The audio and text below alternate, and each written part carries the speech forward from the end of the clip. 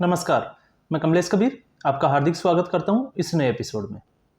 आज हम इस एपिसोड में बात करेंगे भाजपा जिन 3 प्रदेशों में जीत हासिल की है, उन तीनों से कौन मुख्यमंत्री होगा उस बारे में हम चर्चा करेंगे। लेकिन मध्य प्रदेश की अगर हम बात करें तो जहां तक मेरा अनुमान है, हो सकता है मैं कोई बहुत बड़ा राजनीतिक विश्लेषक तो नहीं हूं, लेकिन मेरा अनुमान यह कह रहा है कि मध्य प्रदेश में भारतीय जनता पार्टी कोई बदलाव नहीं करेगी, शिवराज सिंह चौहान को ही मुख्यमंत्री के रूप में देखना चाहेगी। उसकी क्या वजह है, हम उसकी चर्चा भी करेंगे। छत्तीसगढ़ में जितने भी जो पॉलिटिकल जो राजनीतिक जो विश्लेषक है वो अंदाजा लगा रहे हैं कि रमन सिंह को, लेकिन वहां पे भी जहां तक मैं सोच रहा हूं वहां पे रमन सिंह को मुख्यमंत्री भाजपा जो है वो नहीं बनाएगी। वहां पे हो सकता है भारतीय जनता पार्टी जो है वो किसी और चेहरे के ऊपर अपना दांव खेले। लेकिन अब बात आती है राजस्थान की, तो राजस्थान के विषय में अगर हम बात करें, मैं उम्मीद करूंगा आप वीडियो में अंत तक बने रहें और साथ में ये चैनल सब्सक्राइब जरूर करें। जहां राजस्थान की बात है, तो राजस्थान की जब से भारतीय जनता पार्टी की यहाँ पे जीत हुई है, अप्रत्याशित जीत, क्योंकि जितने भी एग्जिट पोल्स थे वो कांटे की टक्कर दिखा रहे थे, लेकिन कांग्रेस पार्टी कहीं भी टिकी नहीं। ऐसी स्थिति में भारतीय जनता पार्टी किसको मुख्यमंत्री बनाएगी? कल से जितने भी 2 दिन का अगर आप देखोगे तो जितने भी जो न्यूज चैनल्स है वो अनुमान लगा रहे हैं कि भारतीय जनता पार्टी जो है वो बाबा बालकनाथ को मुख्यमंत्री बनाएगी। ये उनका भी एक अनुमान है, लेकिन जहां तक मेरा अनुमान है, मैं जो सोच पा रहा हूं, मुझे लगता है कि भारतीय जनता पार्टी जो है वो वसुंधरा राजे को सीएम बनाएगी। अब इसके पीछे वजह क्या है वो भी हम थोड़ा सा बात कर लेते हैं। इसके पीछे की वजह है ये है कि भारतीय जनता पार्टी की एक जिसको कहते हैं महिला, दूसरा वो दो टर्म की जो है वो मुख्यमंत्री रह चुकी है। हालांकि इससे पहले चुनावों में हमने देखा था कि मोदी से बैर नहीं, वसुंधरा तेरी खैर नहीं, ये राजस्थान में एक प्रचलित नारा हुआ था और काफी लोग जो है वो वसुंधरा के खिलाफ चले गए थे। लेकिन इस बार चुनाव से ठीक 6-7 दिन पहले आपने देखा होगा कि भारतीय जनता पार्टी ने जो हाईकमान, चाहे नरेंद्र मोदी की बात करें, चाहे अमित शाह की बात करें, चाहे जेपी नड्डा की बात करें, उन्होंने वसुंधरा राजे को राजस्थान में फ्री हैंड कर दिया था। और उसके बाद में जो अनुमान लगाया जा रहा था, अचानक से जो है उसका रिजल्ट क्या हुआ वो हम सब लोगों ने देखा। तो एक स्थिति ये बनती है कि वो 2 टर्म की जो है वो मुख्यमंत्री बन चुकी है।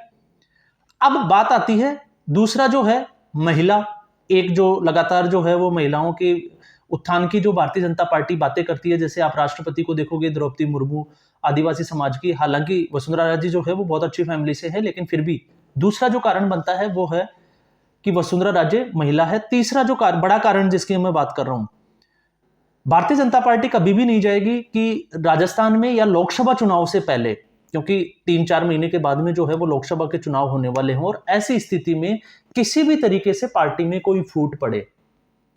अब कैसे आप इसको अंदाजा लगा सकते हैं? क्योंकि बाबा बालकनाथ मुख्यमंत्री इसलिए नहीं बनाया जाएगा क्योंकि बाबा बालकनाथ जो है इससे पहले मुख्यमंत्री नहीं रहे हैं। तो एक उनकी जो महत्वाकांक्षा है, जैसे वसुंधरा राजे की महत्वाकांक्षा जो है वो बहुत बड़ी हो सकती है क्योंकि वो 2 बार की मुख्यमंत्री रह चुकी है, वो गद्दावर नेता है।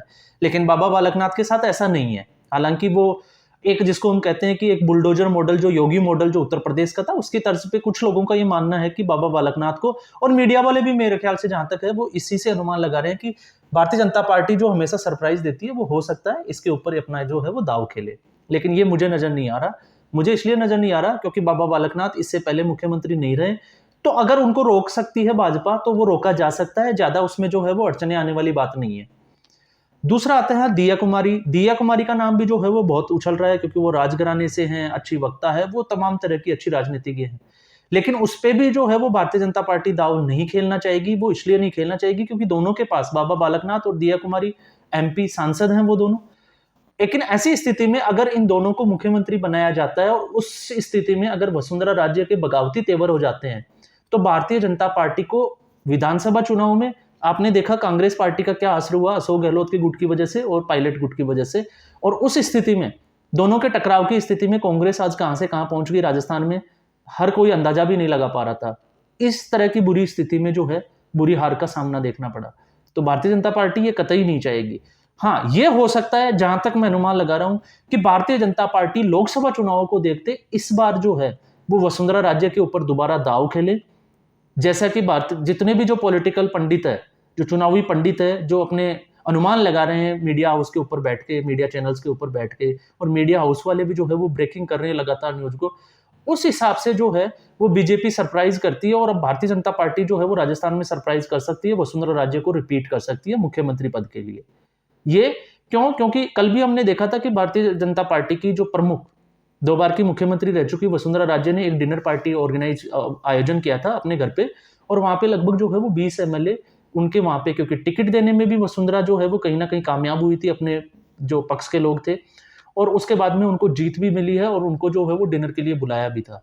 तो उस स्थिति में अगर भारतीय जनता पार्टी में अगर वसुंधरा राजे जो है वो अगर बगावत पे जाती है, तो अगर वो 20 एमएलए भी अपने साथ कर पाती है, तो फिर उस स्थिति में जो है वो भारतीय जनता पार्टी की जो है वो सेहत बिगड़ सकती है राजस्थान में और आने वाले लोकसभा चुनाव में।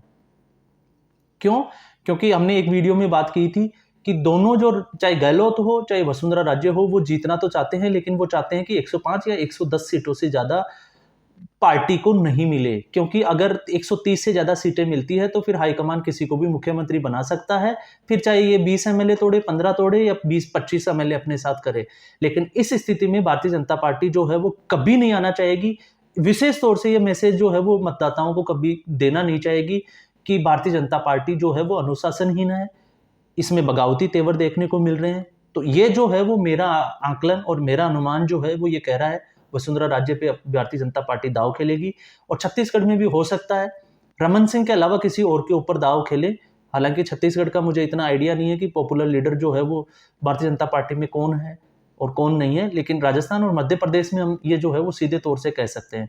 एक चीज मैं और ऐड करना चाहूंगा, भारतीय जनता पार्टी जहां तक मुझे लगता है 2.5 साल के जो मुख्यमंत्री का जो फॉर्मूला है राजस्थान में, उस पर काम करना जरूर चाहेगी, क्योंकि फिर पहले जो 2.5 साल है वो वसुंधरा को, और आगे के जो 2.5 साल है हो सकता है वो बाबा बालकनाथ या दिव्या कुमारी दोनों में से किसी एक के ऊपर दाव खेलें, ताकि स्थिति लोगों को मैसेज भी सही जाए, अनुशासन भी बना रहे और लोकसभा चुनाव में इसका फायदा भी ले सके।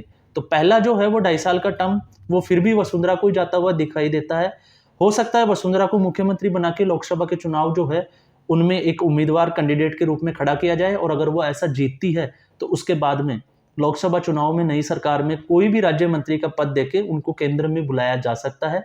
इसकी भी प्रबल संभावना है। उस स्थिति में फिर राजस्थान में जो है वो सीएम का कैंडिडेट बदला जा सकता है। तो ये जो है ये राजस्थान की प्रबल संभावनाएं जो मुझे नजर आ रही है। हो सकता है मैं गलत हूं, या हो सकता है मेरा अनुमान सही भी हो जाए। तो ये जो था इस वीडियो में, ये हमारा एक विश्लेषण था। मुझे लगता है आपको ये विश्लेषण जरूर पसंद आया होगा। अगर आपको ये वीडियो पसंद आया तो आप इसको लाइक करें, शेयर जरूर करें। धन्यवाद।